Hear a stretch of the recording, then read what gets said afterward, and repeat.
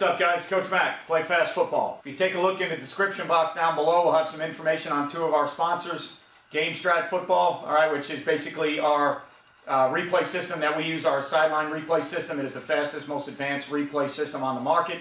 And Just Play Sports Solutions to provide a more active learning environment for your players. All right, today we're going to take a look at our Single Side Isolation RPO concepts, all right?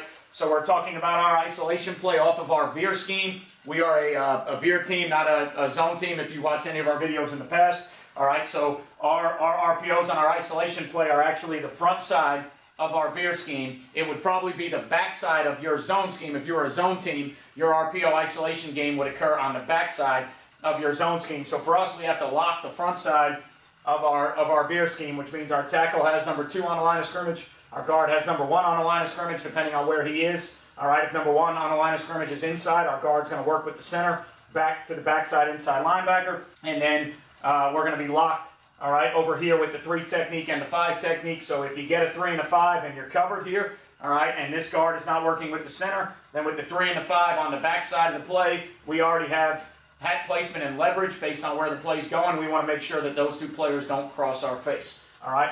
We set the sniffer away from the RPO.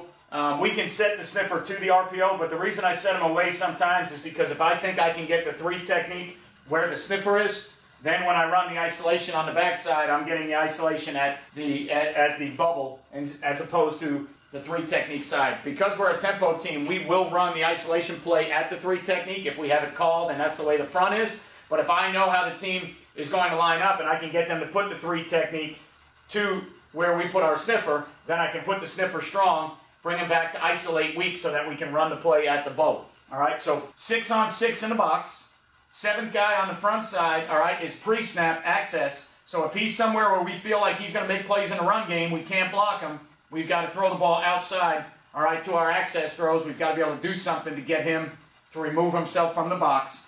Now this becomes a post-snap RPO, which means we are post-snap reading the 8th guy in the box, which is usually going to be a 2nd, 3rd level player. All right, it might be, if it's a weak safety and he's down, you consider him a 2nd level player. If he's high, you consider him a 3rd level player. Either way, it's going to be that weak side, what we think is that 8th player or that weak side support player there. All right, and we are going to run 3 different concepts. All right, with the X receiver on the single side, we run a glance. All right, skinny kind of post behind him. We run a speed out, and then off the glance, we run a corner route, which we call a money concept. All right, so this is our single side veer isolation scheme, all right, and it is with the glance route, the speed out, and then the glance corner, or what we call money concept. If you guys want to see the entire video with me going through actual game footage of us running these 3 different route concepts with our isolation scheme, all right, you're going to have to go check out our new site,